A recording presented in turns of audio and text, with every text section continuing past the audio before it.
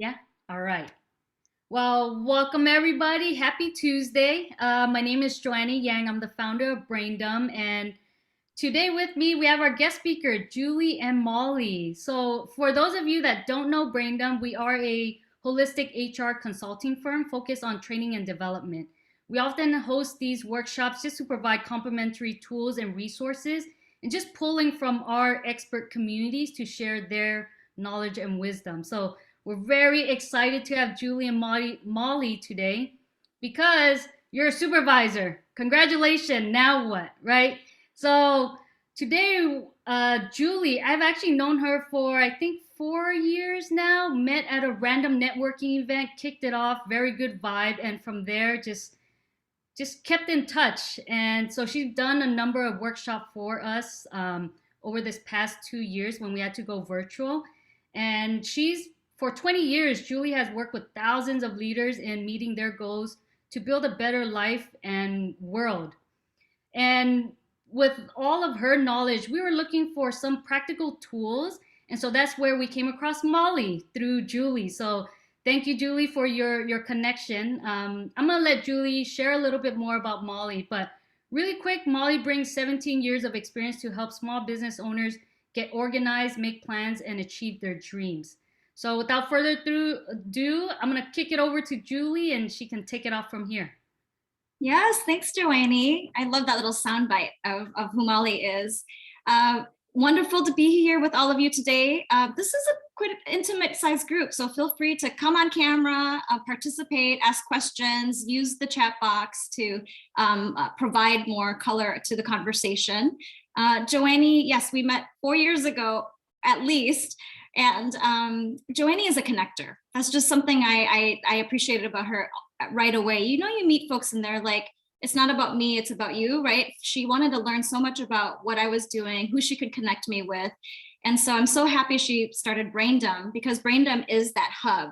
It's a connecting resource for business owners, especially small businesses, diverse business owners, and then just help with whatever it is, if it's business strategy or HR.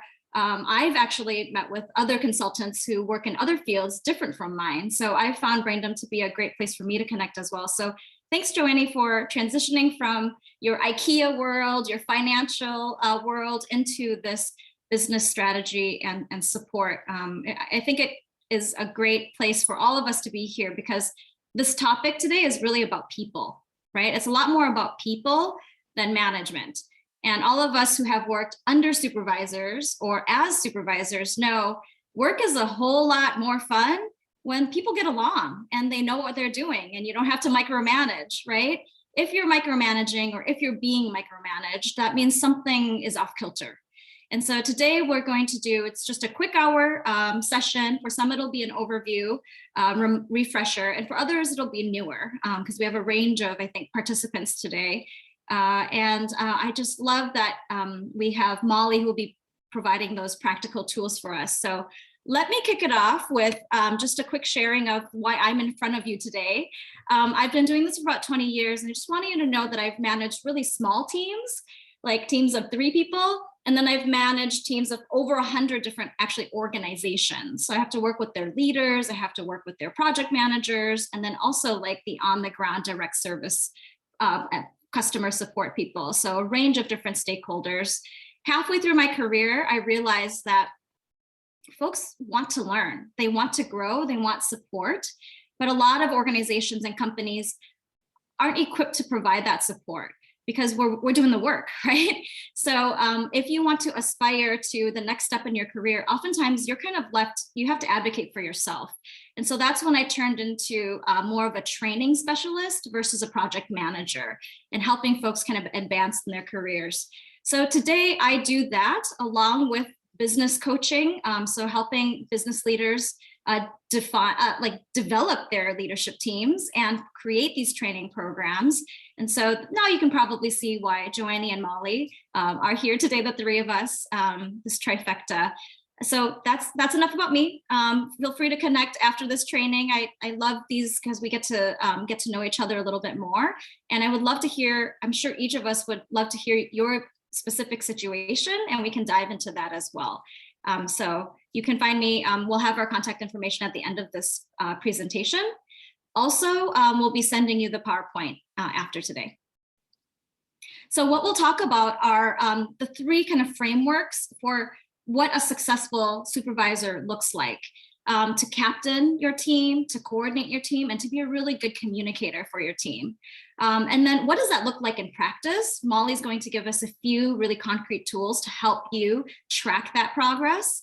And then we're going to wrap up with some specific communication methods, because it can be a little bit awkward, especially if you're a new supervisor or if you're one that is a little bit conflict avoiding, to be able to be an effective supervisor. And hopefully some of these tools will help you quickly practice ways to be an effective communicator, even when the conversation isn't easy. So right now, just to make sure you guys are all still awake and you didn't like go off and refresh your coffee, lean into this chat box and let me know. Think about a supervisor you've had, maybe presently, maybe in the past, that you're like, this person is a great supervisor. I learned from them, and they really helped me be a great professional or to grow. What were some of those characteristics? Now, for some of us, maybe we haven't had a chance to have one of those fantastic supervisors, but sometimes bad supervisors teach us more, right? And we know firsthand what doesn't work.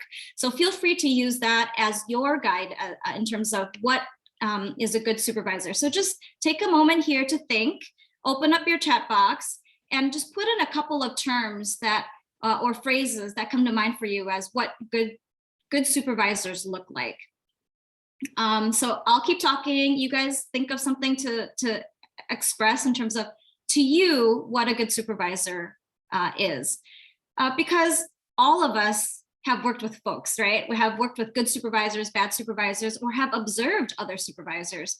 So as I often say in my trainings, Molly, Julie, and Joanne are not the only experts in the room. You guys are also the experts in this room. You all have had real life experience. And honestly, your real life experience is actually more valid, right? It will actually stick with you much more than anything Joanne, Molly, or I say today, right? Because if I said, you have to be nicer, what does that mean? But for you who's personally experienced a caring supervisor, suddenly I understand what in context, what nice means, right? And so we want you to be that reflective learner from your own experience and break that down. Like what was it about the way they interacted with me that I felt they were nice, that I felt safe, right? That I felt I could grow. So we've got some answers here in the room. That's wonderful. Someone's supportive of you, right? Beyond just the requirements of your job. That's excellent. Allows you to make mistake and learn. Clarifies those expectations. Thank you, Daniel. And looking to build up his team, right? So kind of that future focused, we're going to build up our team. Demonstrated early on in my career how to move on from taking notes as a student to being more of a response and taking action professional. Ooh, that's great. So a lot of times early in our career, we start as managers. We're managing projects. We're checking off the checklist, right? The task list. But as we advance in our careers and as we step into management and supervisory roles, what we need is to bring that strategic hat. And so just managing isn't enough. If you want to continue growing in your career, strategy is really important. And so I really appreciate that comment from Jennifer, how to move from that manager to leadership role. And that's when your supervision will not just be about managing people, but about advancing them for this bigger mission, this bigger goal of the organization. To guide and lead as opposed to reprimanding, right? That positive reinforcement is so much more effective. Autonomy and creativity. Ooh, you guys are hitting a lot of the key topics here. Offered support and mentorship. Pushed outside of the comfort zone. So for me, I worked with the superintendent of schools and was super intimidated because I had to work, with the big guy, right? And then work with a bunch of principals who thought, who is this lady? She's not an educator, right?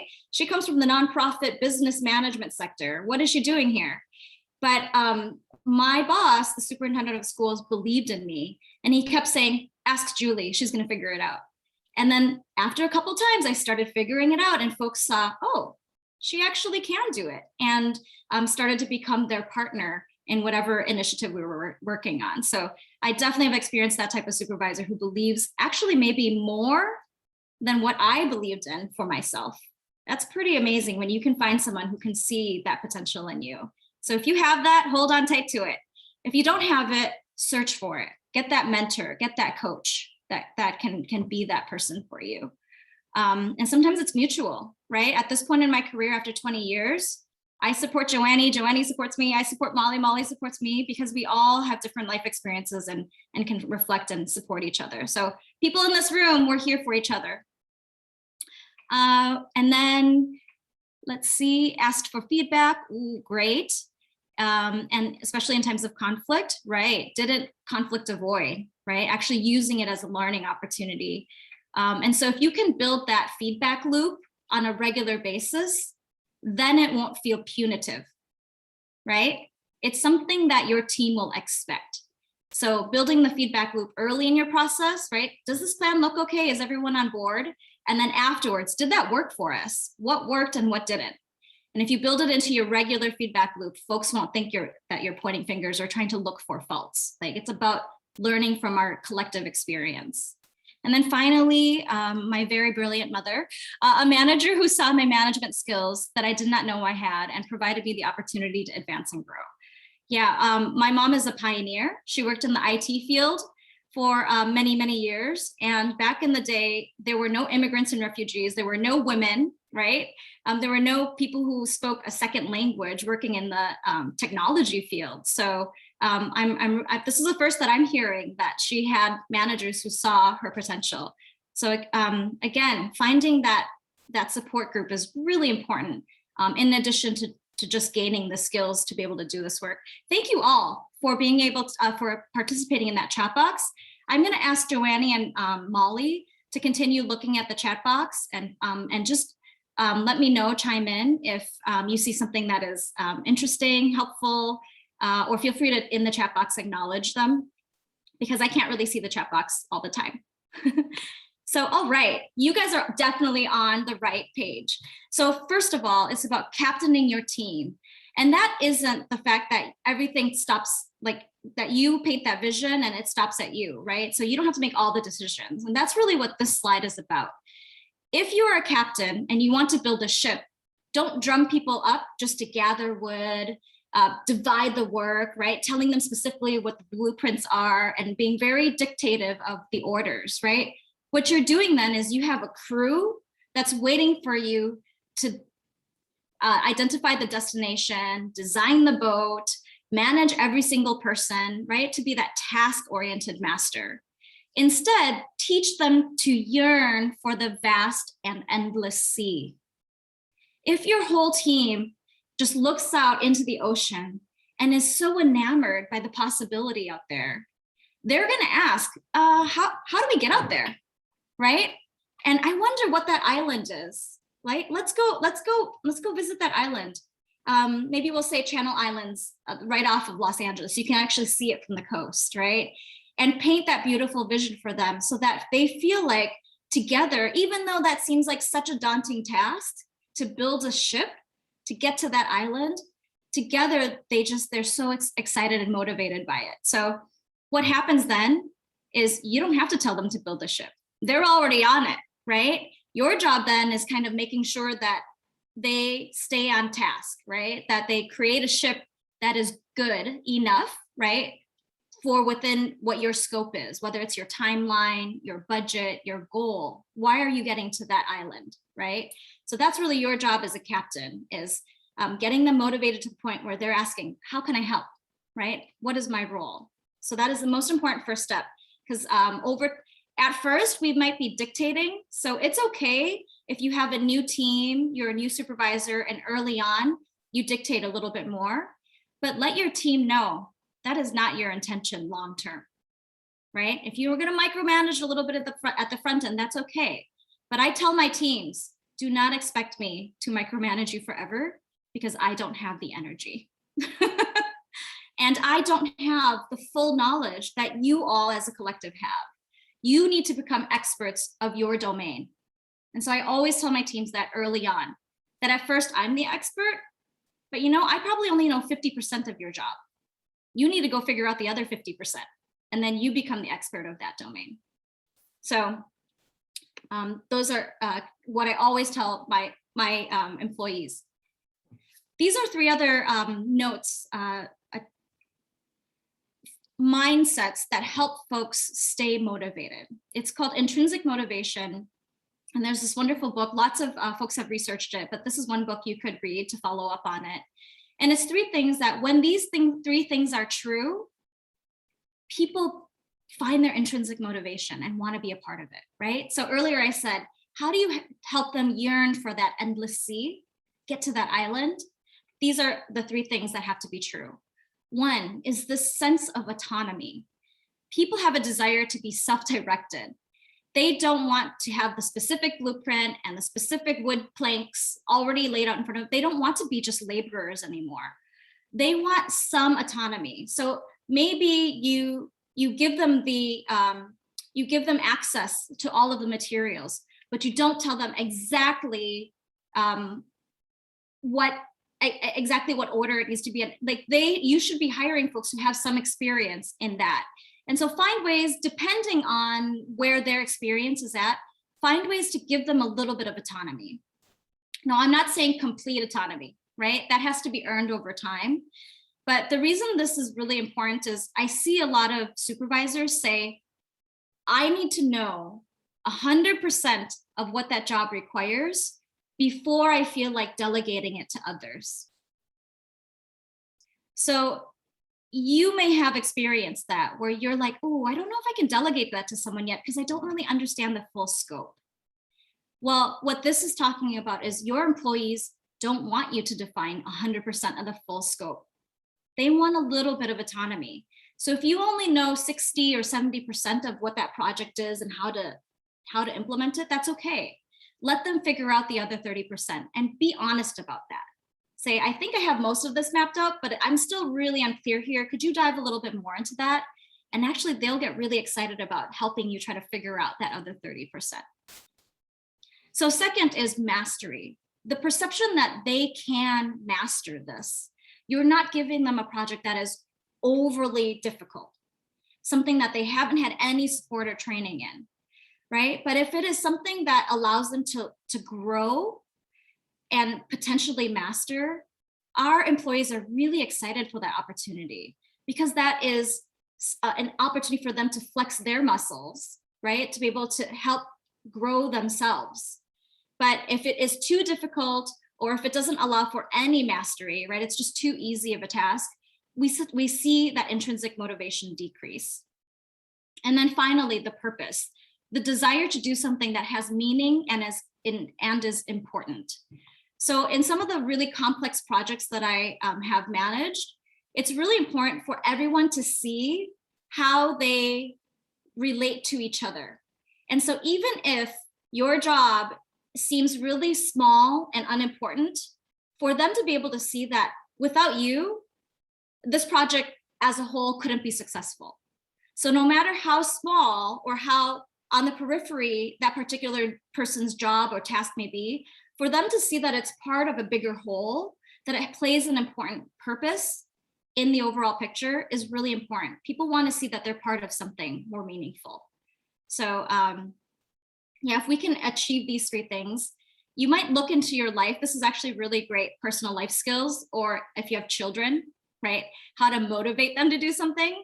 If they can get a sense of these three things, we find folks, you don't have to push them, they're intrinsically motivated. So I'm going to pass it on to Molly soon.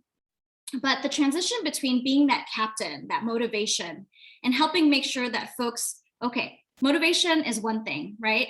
But then you have to make sure they stay within the scope of work, right? That it's on time, that it's within budget, and that it is as of a certain level of quality that is required, right? We call those the three management levers, right? Time, budget, and quality. And so that is where we have to put on our project management hats and really help folks understand where those three parameters are. And so for me, I think of it as charisma plus competency. So a lot of folks are able to build that initial trust and rapport with people, but then have a hard time with this competency piece, putting together really clear directives and creating project management tools. I wanted to break it out into these two types because every one of you in this room, will naturally lean towards charisma or naturally lean towards competency. And so knowing where your natural state is, first of all, you got to celebrate that. You have those skills within you. But the other side is if competency perhaps is something that is less natural to you, right? To be able to convey and build up that project management plan for your staff, that's where you either have to go drum up those skills, right? Or B, find somebody on your team who can help be that partner with you, right? So first you got to know your own skills and then make sure that those skills are met, the ones that maybe don't come as naturally to you. So let's see if I want to say anything else before I pass it on to Molly here. Yeah, so that vision and sense of team matched with really clear training, right? Onboarding, letting folks know the expectation. What are the goals here of the team and their particular job? And then for us as supervisors, starting with a manager mindset, but eventually moving to that coaching mindset, right? So a manager, we're going to be a little bit more prescriptive and dictating, but that's all part of the training.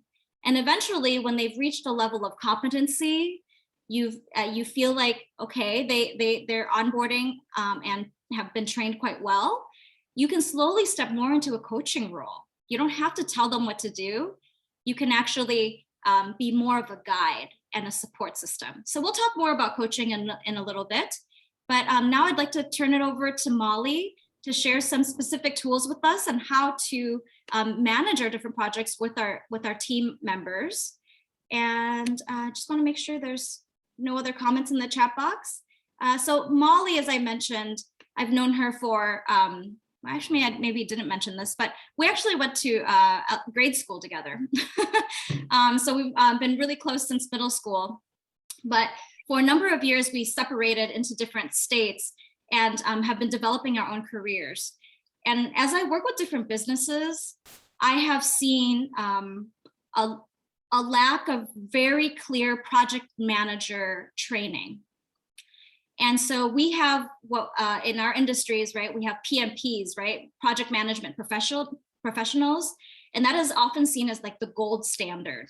It's often used in IT fields. So Molly can tell you all about that. But for me, I think in practice, most of us don't need to reach that level of project management training to be able to start utilizing some of the tools. And so sometimes I think those standards are set so high where we're like, we actually make it a barrier to entry. So what I love about Molly's approach to project management is it's like project management for the masses, right? These are cost-effective, easy to utilize tools. So I appreciate Molly for starting a business to be able to help all of us professionals and small businesses be able to utilize project management tools. Well, thank you so much for that intro, Julie. Really, really appreciate that. And if you don't mind, I'm going to grab the screen share from you, if that's okay. Sure. Great. So one thing that I love about what Julie was saying was that I really do have an intrinsic drive to help folks understand project management and use easy to use tools. And I actually know how hard the PMP is because I'm actually studying for that exam right now. So if you do have questions about that, I'm happy to answer those after the session. But what I wanted to talk through is a little bit different mode of team and plan organization. And what I want to talk about is teams that I hope most people in this conversation have heard of before, but has everyone heard of the NFL before, the National Football League? You can raise your hands, give me a yes, chat out a yes if you like. It is hard for me to see that, but or give me a head nod. I'm seeing a lot of like smiling faces. Cool. Okay, so when you think about a team like a football team, they have what they call a playbook, right? And the playbook looks something like what is on this screen right now. So what I'd love for you to do is come off of mute. I know this is a big, big, scary thing here, but I'd love to hear your thoughts.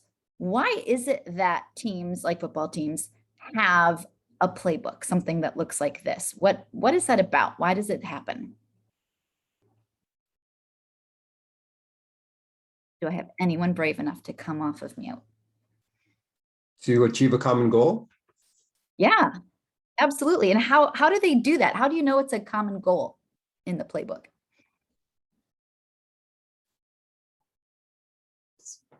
Based upon the objective of the game? Yeah, right. I mean, basically it's to win, right? But the playbook, you know, what's all in a playbook?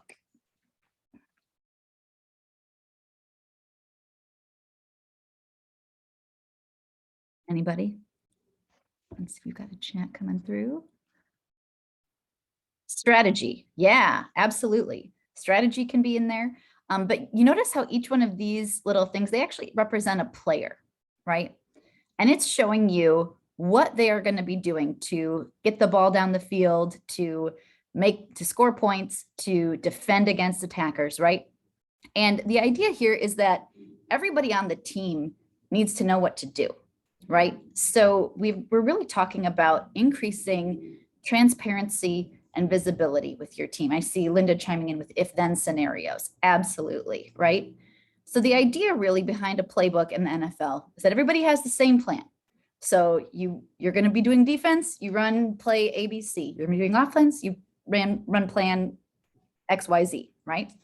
And then also, it's a really good tool for transparency because everybody else knows what everyone else on the team is doing. So your offense can look up plays on the defensive line. Defense can look up offense.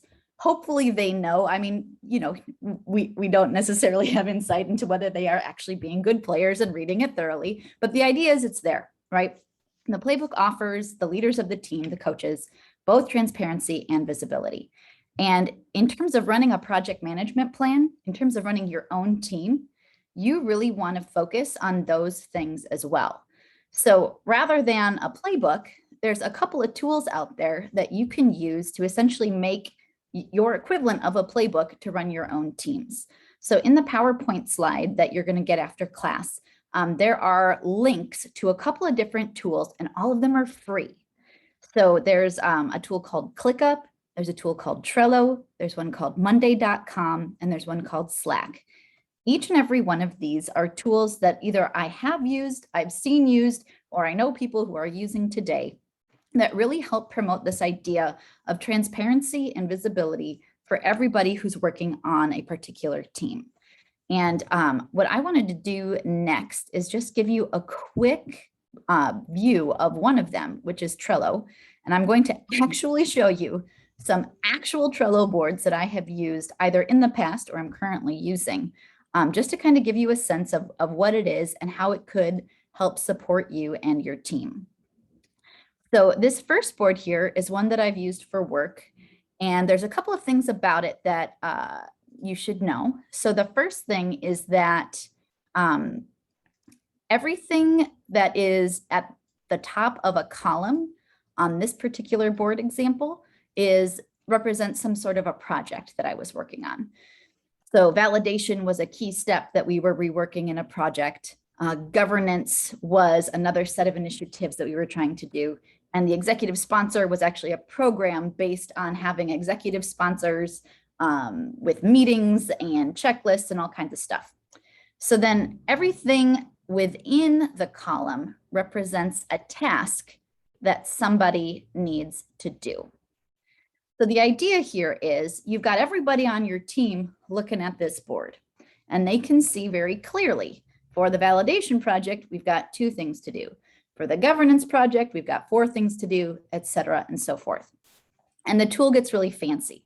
So you can see right here, my lovely little headshot, you can assign people to tasks. So you can very clearly indicate who is in charge of doing what. And this is one way that I've found is really, really useful for keeping a lot of different people on the same page with a lot of different projects. And in fact, you can actually go like as far horizontally as you want to on these. Mine doesn't go super far, but it is possible. Another type of board that you can use depends on the style of project management that your company uses. But there's something that's called Agile. Let me go ahead and clear out these annotations real quick. So in Agile implementations, what you do is you take everything that you need to do within a project and you put it in one list that's called a backlog. So every task that I need to do for my home improvement, this is my condo board, is going here. Then you prioritize and say, okay, in the next 2 weeks, what do I want to do? Well, real life update. My boyfriend is moving in on Saturday. So I want to move stuff that I have in the guest room to a different closet so that he's got space. So I'm not doing it right now because right now I am facilitating this training. But as soon as we end and after my next client meeting, then I will take my little card from here and I will move it over into the doing column to indicate that this is what I'm doing now.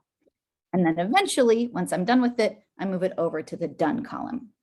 So this is another way where instead of having multiple different projects, you would just say for this one project, for updating my condo, here are the things that I am doing. And again, one of the cool things that Trello can do in this instance is really provide you that visibility and transparency so that everyone can see what's going on. Now, you might be thinking, man, that is a lot of crazy things. And people at my company are just not good at learning new tools. And I hear you. I work with a lot of people who are not as technologically savvy as Julie's mom. So in that instance, I do have one other trick up my sleeve. This is actually a free perk that we're also going to send out after class today. But I've developed a spreadsheet template that you can use. It is not as fancy as Trello, but it really does a good job of getting your team aligned on a shared set of goals. So I've built this in Excel and also in Google Sheets. So whatever version you prefer, you'll get a link to Google. You can download it from Excel from there.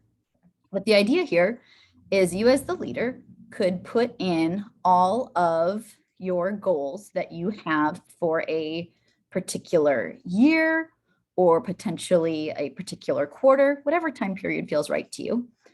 And then you can expand to say, okay, for each of these goals, here's exactly what it's going to take to get this goal complete. Furthermore, here are the people who are going to be owning it. Here's how it stacks up in priority order. And here's exactly where we're at in getting that thing done. Now, could you make it more complicated than all of this? Yeah, you absolutely could make it more complicated. But being that we wanted to give you just some really easy to use practical tools, this is one that I've used extensively with teams. Sometimes I do it at a goal and objective level. Sometimes I'll actually do it more in a project plan where this becomes the individual tasks to get the work done. But either way, it is free and it's available to you as a little parting gift from me. And I've just popped open the chat too, and I'm seeing all kinds of great comments that you've been interacting with. So starting from the bottom up, yeah, Jira is another tool that is terrific. And I think it actually integrates with a number of the other things that I put out there too. And yep, Kanban Flow, Asana, both of those are also great tools as well. So I love the discourse that everyone's talking through. And, you know, one of the best things that I can recommend, especially for folks who are starting out, is to try free stuff. There's no need to pay for something if you're not sure that you like it. And a lot of these apps have really great features. You can even get some that'll download to your phone. Trello's got a phone app, Slack's got a phone app, Jira has phone stuff too. So I really recommend that you kind of try it out and see what you like. Simple as a spreadsheet to complex as an app. And with that, Julie, I think I'm ready to turn it back over to you. Excellent. Wonderful. I'm so happy to see these technology solutions be so friendly now, just like drag and drop, move them over. So thank you. There's a couple new ones that I'll check out and a few I've used. All been very friendly, but I agree, it can be hard for a team to integrate a new tool or adopt a new tool. So hopefully that Excel sheet, sometimes you want to start with the Excel sheet, right? Before you jump on a new tool, what are we going to do with that new tool? So Excel is a great place to map it out and then migrate it over and start adopting that new technology. So thank you so much, Molly, for giving us both sides of it and reminding us that a playbook is really helpful, right? A lot of times, especially as a career coach, folks want to move on to their next job, but they don't want to leave their team in a lurch. So having that playbook is helpful all around, allows for you to, I call it leave a legacy, right? Having that playbook, having folks more fully developed and working as a coordinated team, that allows you that freedom to move on to your next opportunity as well, or to move up within the same organization. You don't always have to leave. So let me share screen again. And Molly will be here on the call, but I encourage you to connect with her if you feel like you would like some support as well on how to integrate more project management tools for your team. Sorry, Molly, I just volunteered you, but hope you're okay with that. All right. So for the last section, I want to talk a little bit more about actual communication. So there's two quick things that I just would like you to be able to think about now, but perhaps is more homework for after today, is remembering that communication, yes, is two ways, but there are so many nuances because we are all really different kinds of people. And I think early in our career, we can get frustrated by how we communicate with each other. And a lot of it is just misunderstanding. And I think we need to take a few steps back sometimes when we feel like we've gotten to that place of misunderstanding and realize that nobody really walks into a conversation hoping to fail, right? Nobody walks in wanting to be an ineffective communicator, right? We all want to be heard. And so what's happening? What's the breakdown? Where are we having that disconnect? And so here are a couple of areas that might help you think about where you might be having some of that disconnect. In the world, we tend to have four kinds of activators. One are thinkers, two, doers, three, feelers, and the fourth kind is ideators. So these are usually, you tend to gravitate towards one that you are more comfortable with. So maybe for you to become really activated by a project, by a task, you have to think through it a little bit, do a little bit of research, and then feel really good about that decision, right? You want to really work smart. For some folks, they're more just doers. They're like, oh, tell me the task, I will get it done. Do not tell me, do not micromanage me, just trust me, right? And I will get it done. They move right away. Can you see already how a thinker and a doer might kind of butt heads? Right? And so they might think they don't agree on each other's direction, but that is more a disagreement in approach. It might actually not be a disagreement on the project overall.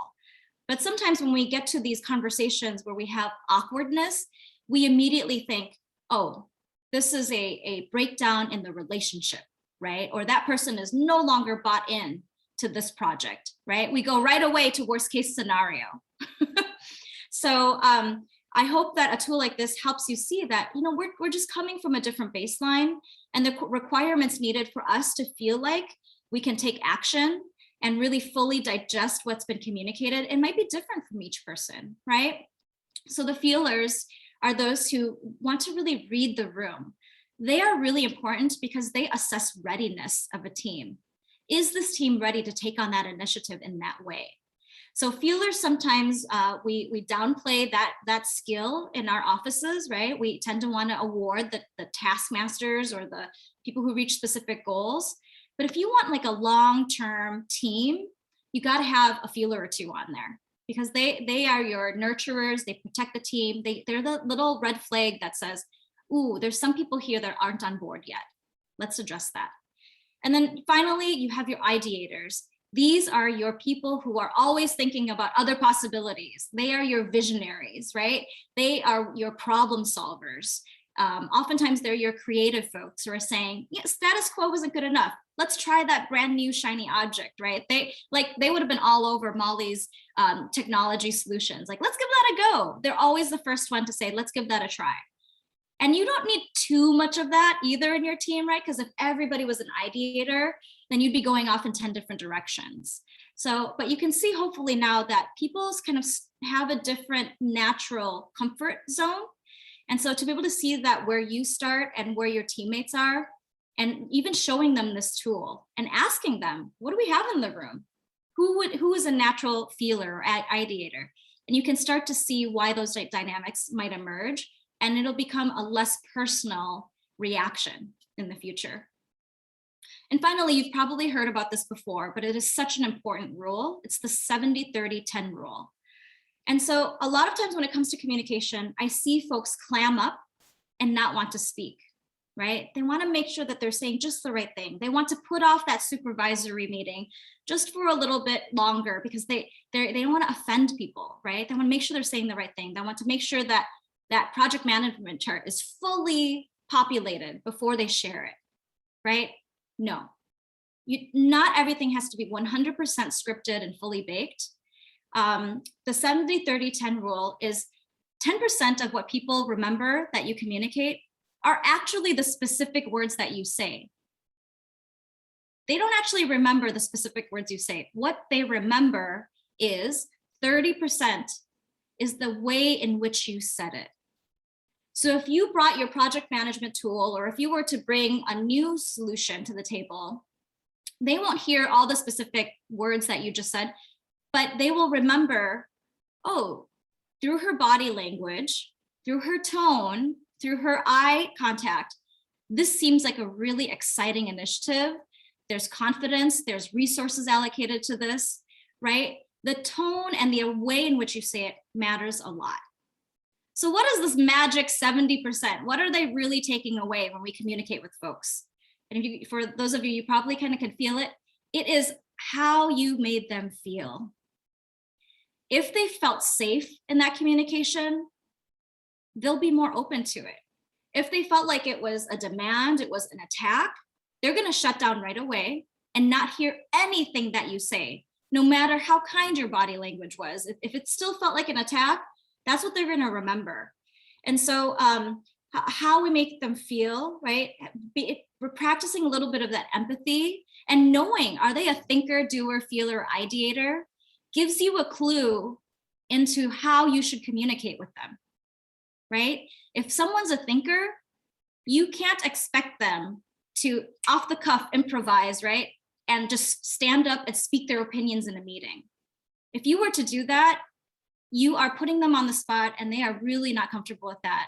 And how you made them feel, that's what they'll remember, right? The fact that you gave them a space to voice their opinion, they don't care about that. They weren't ready. But an ideator, if you don't allow an ideator to speak up, they might be offended, right? So this is why working with people and being an effective supervisor gets complicated really quickly.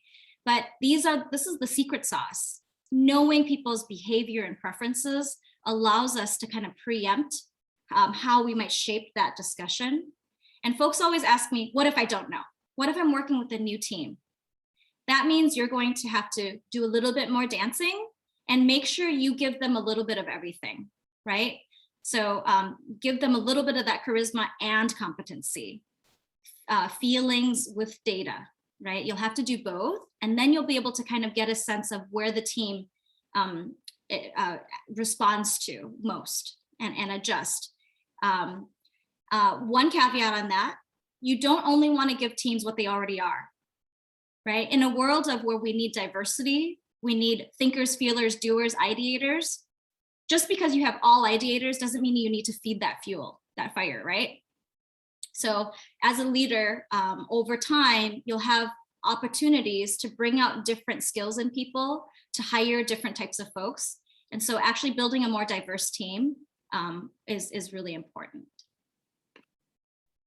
So I mentioned I would circle back to coaching just a little bit. This is a little bit more advanced than Supervision 101, but is something that I think we should all strive for and practice. Coaching is really when we become more of an active listener than an active problem solver.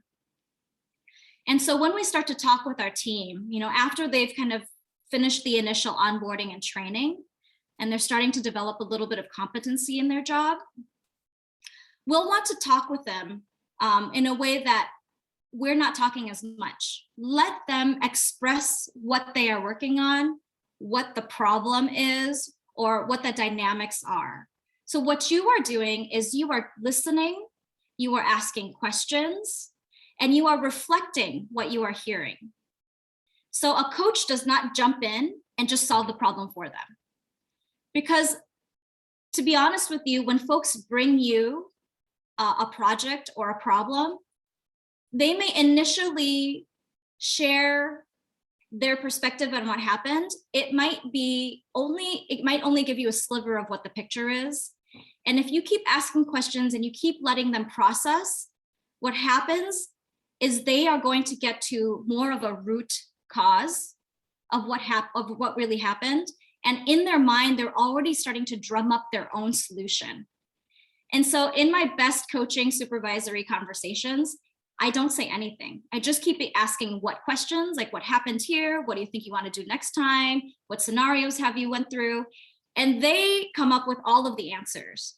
And so by the time they've already problem solved, or you might get to something that is more specific, then you can jump in.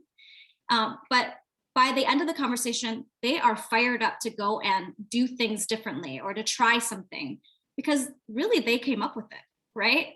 So when you have competent staff, you can move more into a coaching mindset. You're still there to support them, but you're not there to define the solution. Because oftentimes when you define the solution, they still have some hesitancy on, am I competent enough to do that solution, right? Or they might not feel like they're totally on board and have ownership over it. So the more ownership you can give them, as long as they're at that competency level, it will make your job as a supervisor easier. And so the reflecting, I just want to say, something is really powerful when you reflect something you hear. So if someone told you, yeah, I feel like that project was just too rushed, right? So then you might reflect it and you might say, are you suggesting that in the future we extend the timeline? You're just reflecting what they just told you. And then they get to sit with it and really listen to that. And they'll have to think, do I really mean I need to extend the timeline?